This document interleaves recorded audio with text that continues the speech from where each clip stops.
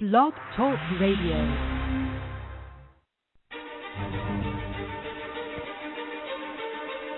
Welcome to Close Up Talk Radio, the unique internet broadcast series that brings you together with some of the most amazing, important, and interesting individuals from the worlds of business, industry, travel, art, and entertainment, from company owners, CEOs, and presidents, to the technical wizards behind the scenes who create the magic that make their company's products and services so special. Here is your opportunity to hear firsthand the fascinating stories of how it all happened from those who actually made it possible. This is Close Up Talk Radio.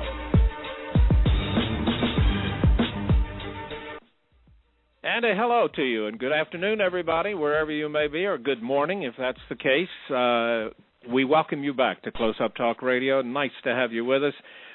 Again, for those of you who haven't been with us in the new year, we continue to wish you a Happy New Year and delighted that you're back with us again.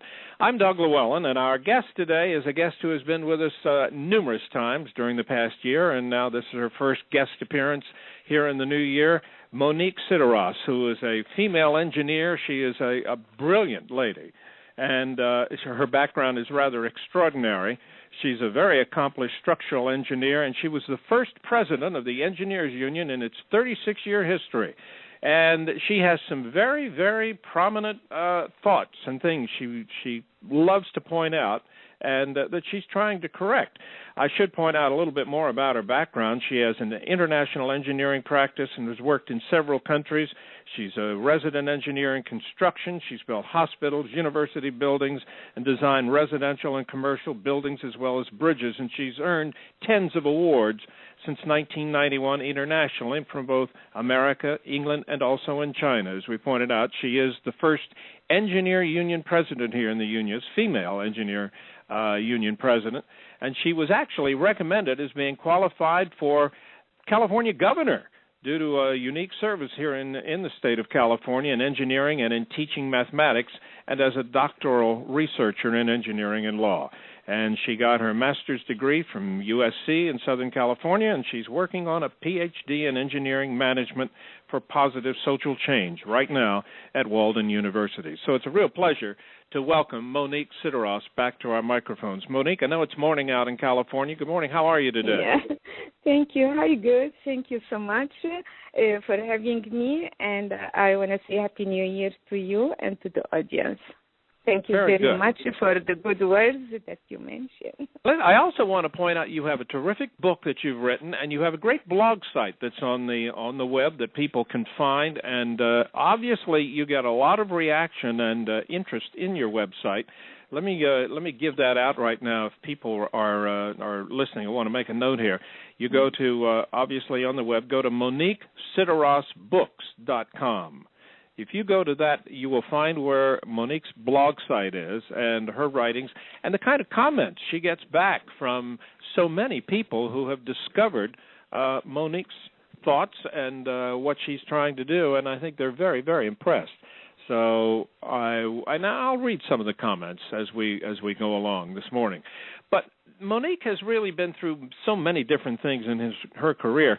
I want to point out something really interesting. Those of you who are familiar with the what they call the Los Angeles River in L.A., you know, these big drain basins. Actually, they often shoot scenes for movies in these drain basins, which are really they are drains for rainwater to instead of, flooding the areas in Southern California, it's an escape hatch, so to speak, for the rainwater to flow to the ocean. And this river, it covers hundreds of miles throughout and around Southern California.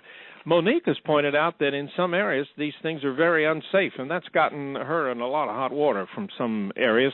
Let's talk a little bit about that, Monique. You live in Southern California. Tell me what you think is dangerous about some of these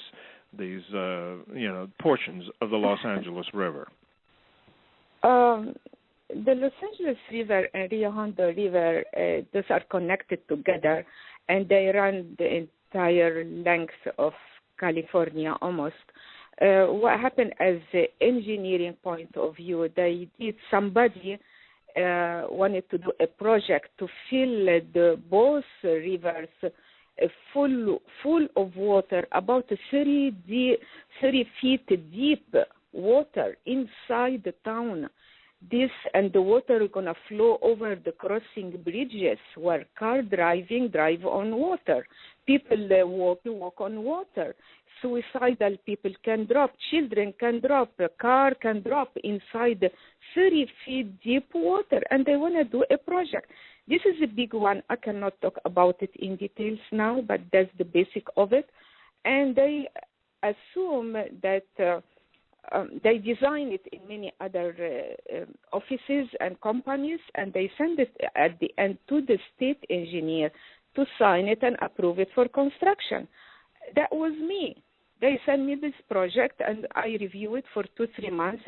I did a lot of meetings with government agencies, and I found out that it's very dangerous to the country. I refused to sign it for safety of the country. This is the ethical engineering. I did not do anything wrong to the country or to the state of California, but when I refused to sign it, I said, give it to other engineers. Maybe they can do something about it. But mainly, I ask to reduce at least the danger, reduce the water, give a specific deep space for the rain to come in, at least inside the river, not to flood the country around. I mean the state, the road and business and houses, like we see in other states on the TV, when they have no place for the water to go, so they flood the business and houses. Why should I cause that to the state here? So it was my problem. Now they harass me that I did not sign, and it was really not good. It's not fair for me. I serve the country well, but those who have personal reason, behind the scene, big people, they didn't say who are big people, and I am the one who got attacked. And that's not fair for me. And no compensation, no nothing. And I don't know what to say because I don't know who is doing this. That's in short, this is the story. I don't want to waste time too much on. Yeah, no. Well, I understand that. But, you have a lot of thoughts. Number one, you do believe that women, especially women in the engineering field, are still being discriminated against, right? Yes, of course. That's what happened with me. And I was doing design, for example, house, residential, commercial design.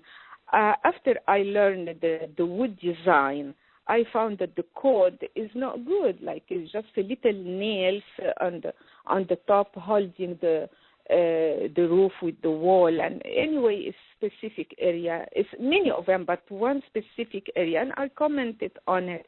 The design is really weak. It has to be more stronger.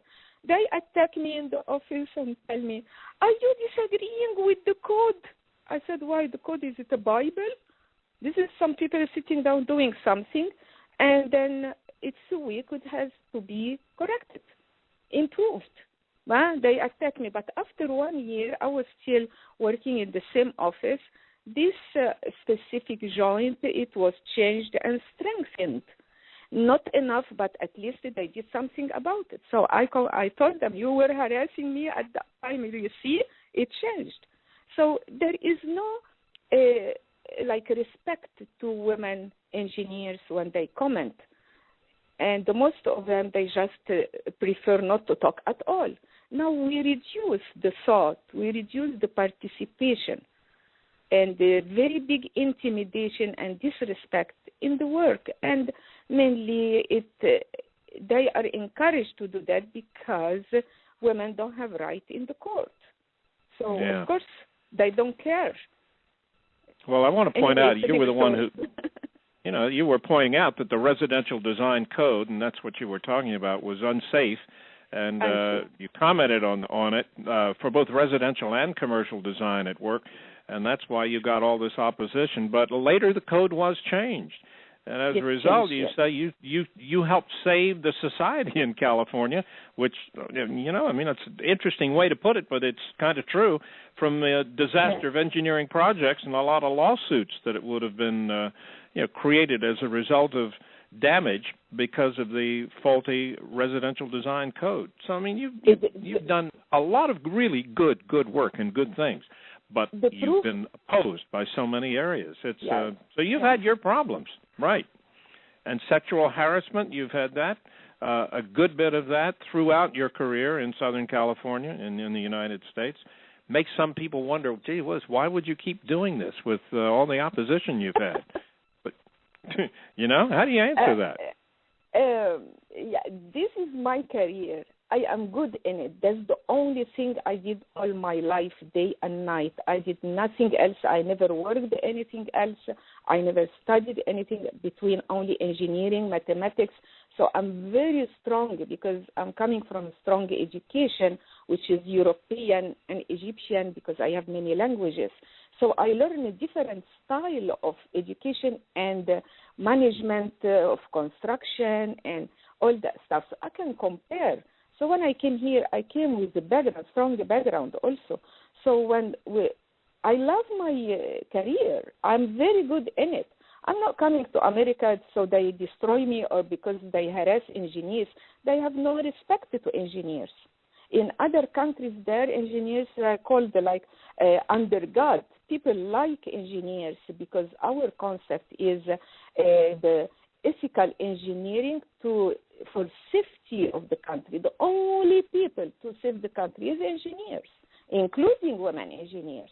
So women are more respected there because they are women. So they know the weakness of the society, how they treat women in general. So when we become educated, they respect us more. Now in America, it's the opposite. They treat women they use them as tools or sexual, sexual harassment. They don't respect them in the professional way. Anyway, this is a culture. I don't know how I describe it, but it's a mentality. And how you change the entire culture from this. And that's what I faced myself. Other women, they take it and don't know what to do. They shut up. I can't take it. I have the good memory in my mind, the way I was treated with respect. Suddenly, I don't get it in America, and that's not right for the reputation of America. Everybody likes America. I like America. I like everything. I had many other things good, I see it, but they destroy the good thing that they do. All that is just because the court system of legal system and all these things, they are the one who should correct this system or this mentality or culture. But they are coming from the same culture and with power to destroy everything. They just try to kill me too. That's not right. Well, no, it sounds terrible. You've been involved in court cases because of charges that were brought against you. Talk a little, because of, as you discovered, as you pointed out, fraud in the union and courts, intimidating and bribing. They were bribing your attorneys, your ex-attorneys, and they were harassing and messing with your witnesses, and actually sent gangs to harass you. Really? Yes. You went through all of that? This is true. It happens with everybody. Also, many people. And when people talk about it, first thing they attack them and tell them paranoid. So it is true. How we prove it? So it happened to me. Last few years, I don't know how I prove it. They don't trust me, so I put a camera under a hidden camera, and I get this harassment. I put it on the internet now because I did not want to publish it. This was on 2010 when I get this camera with undercover police with a silent gun, destroy my car inside my residence, did all that, attacking me at my door, bombing my door in the middle of the night. It's fearful stuff. They bring gangs, schedule them in the middle of the night to break into almost hundreds of cars in a closed community. And for 6 years, we complain like hell to protect us. Nobody knows who did that. Until I put the camera and I saw who is harassing us outside, I filed the complaint with the Fair Employment Housing this year only. But last 2 or 3 years, I had this undercover camera, the picture in hidden camera. So I kept it secret until I see if Department of Fair Employment Housing going to do good investigation and honest. But they wanted to close my case again last couple of months. And then I said, okay, I did my best. I tried to cover up on the, I didn't want to do defamation because he's undercover policeman and the owner is judge family. And I wanted to make it close. I get my right and that's it. But they didn't. So I put it on the internet. Everybody can see how he was attacking my apartment and outside, how he sprayed my car with chemical. The picture is all over and I want my right. This is not right. This has to stop. Because that's not only me. I heard all that from other people. And they tell people paranoid. This is not right. They cover up on crime and going on and on. Who in the world will have silent gun? Only the police that they have this, and that's not fair. I don't know what to say more than that. I didn't like to talk about this, but this is service to the country.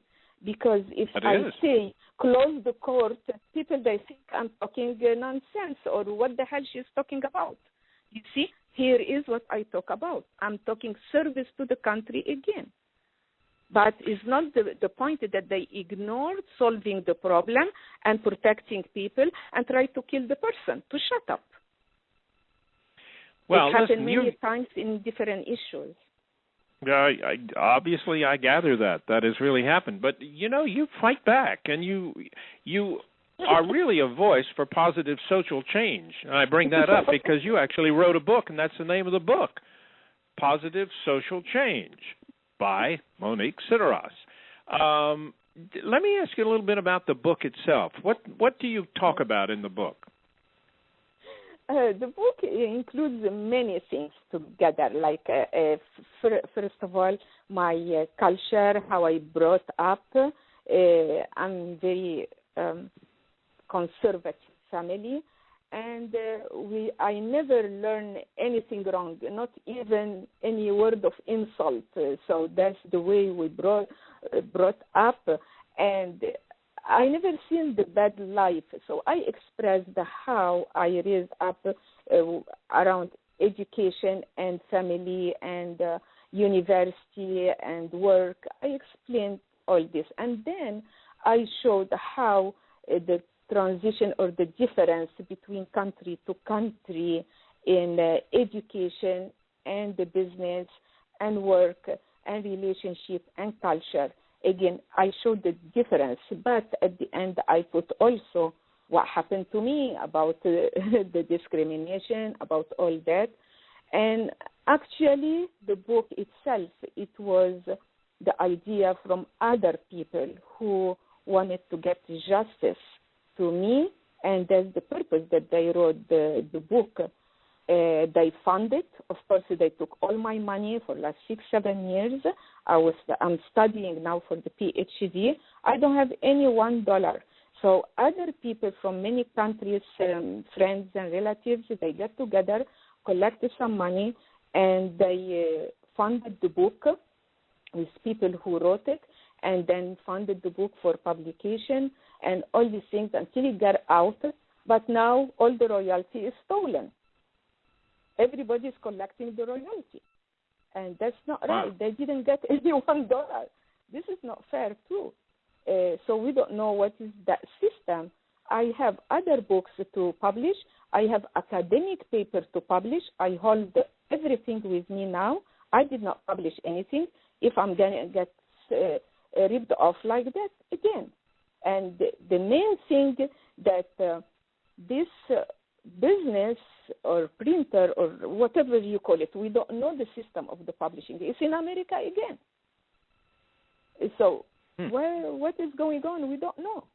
But anyway, I like to publish many things. I like to participate with my knowledge, my research to people. Many people, they like to see this, including the River Project. This is a project that I had academic investigation or presentation, and I have this project. I want to give it to people. I want to put it or It's academic paper. I have to publish it. I cannot. I'm holding everything until we see what is this market to, what am I going to call, steal the royalty? What is going on? I don't understand. But anyway, well, you self-published the book, right? It's a self-published book. If somebody's interested in number one, if you have to go to Monique's website, that's the best place to see the book, read about it, and to actually order a copy of the book. Again, it's Monique Sidaross Books, plural.com. Monique, you can spell that, Monique. Sidaross is Sidaross, Sidaross, and books.com. And in addition to that, there's Monique's blog, which she writes a lot and frequently and gets a lot of comments back. I mean, there are comments from yesterday and the day before. I'm just looking at some of what people write in response to your posts. Very good. Here's one here. I was able to find a lot of good advice from your blog post. It's hard to find well-informed people about this topic, but you seem like you really know what you're talking about. A blog like yours should be earning much money from audiences. Yeah. Hey, you are the go-to expert. Thanks for hanging out there. Hello, I have discovered awesome, useful ideas. Keep writing. It's that kind of comment. You're getting encouragement, obviously, from a lot of people. This is definitely a great deal to know. There is definitely a great deal to know about this topic. I love all the points that you make. Incredible story there. What happened after that? Thanks. So, and I mean, these are responses to the various things that you write about on the blog site. And I know, as you mentioned to me, you don't write as much as you should or you want to because you're busy studying for your PhD, and that takes time. Yeah. I really want to mention something here. I appreciate that I found one or two emails, blog posting from the police. They encourage me also. So there are good police people, and I really thank them, and I hope that they be cooperative in understanding that we are not messing up the reputation of the police or the court or judges. We have all respect to all of them, but also those members from them who try to kill us, this is not fair. And we have to split issues. When we complain about dangerous from some members from them, it doesn't mean everybody. But the good people, they have to do something also.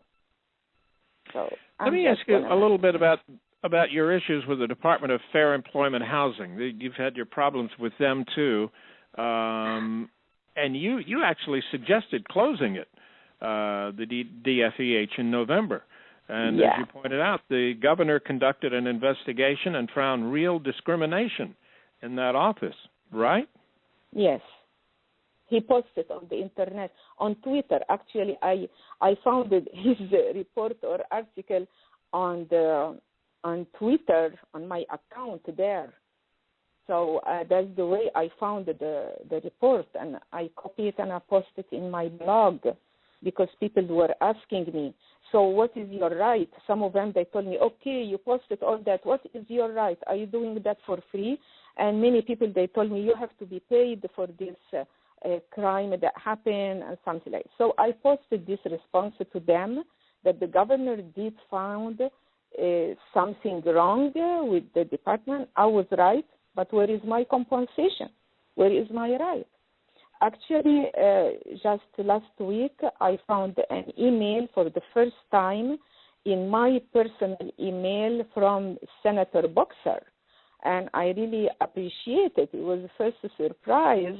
So I responded to her, and I put my response in my blog too, dated yesterday, and I asked for help too, because this case that I filed with the Fair Employment Housing, it was because of my residence in that place, close community. The owner, we had the owner, very good lady, very nice lady for long time. I rented this place for many years, even I was not living here because I was working in Sacramento, I was traveling other places, but I still pay rent for this place closed, not used, for years and years. And then suddenly her son grew up, and I don't know, he studied law, or I don't know what is his major, but he married a judge. So it became a family of judges now. They get hired. They hired the undercover police, and we became in gang and stealing and enter our apartment. Like they think they own the country, they own people, they own our apartment. They have nothing. Absolutely, they have no authority. Judges and attorneys and police and court, whatever. They have no authority on people's life at all. Nothing. They don't know how to manage things. I don't know what to tell you. I'm saying that because I'm coming from different cultures, I can distinguish again. They enter our apartment, everybody, while we are not at home, at our place, in our absence. And they sleep in their bed of my neighbors. I know that, and I saw and I get them on camera also. It is really an insult. We were stolen. Our cars were stolen for 6 years. We didn't know who until I really spot them. And I found out that the undercover police is doing that. We didn't know. Really? They didn't tell all tenants that he is undercover police, or owner became a judge family. We did not know. They collect our rent, they live with it, happy, and steal us, and threaten us on the phone. And they steal cars, enter our apartment. What is that? They have no right. This is not their job. Wow. Well, it's quite a story. Yeah, quite a story. When I sent it, never expected. I never expected, but I lived it. And then I put it on camera because when you talk, people don't trust you, especially the police, and they tell you paranoid. This is insult. They have absolutely no right to tell anyone who complain, especially women, and tell them paranoid. This is stupid. A stupid statement, a stupid word. Cannot do that because it's a real life. So I had no choice but to put a camera, a spy camera, and get them on camera. That's all I could do. Just obviously, you did the right thing. Yeah, I spent thousands and thousands of dollars borrowing money, paying interest on it. This was not for free. I had to put siren inside my apartment, inside the close community. People live in close community, pay higher rent for safety. Now I didn't have safety inside the area, and also I put a siren inside my apartment. That was crazy. I spent you can't believe how much, and I borrow money for this. Listen, why should I can believe. Let me ask you a question, Monique. You've obviously had many different issues you're dealing with, and then your problems. I know you're studying for your PhD right now. We have about a minute and a half left. I just wanted, what are your goals now? I mean, you're no longer the president of the union. Are you still working as an engineer, or are you kind of a student at the moment? Now I'm a student, only 24 hours to finish my PhD. I finish everything, all courses and papers for 6 years or more. I was not working, of course, but a lot of things to talk about also.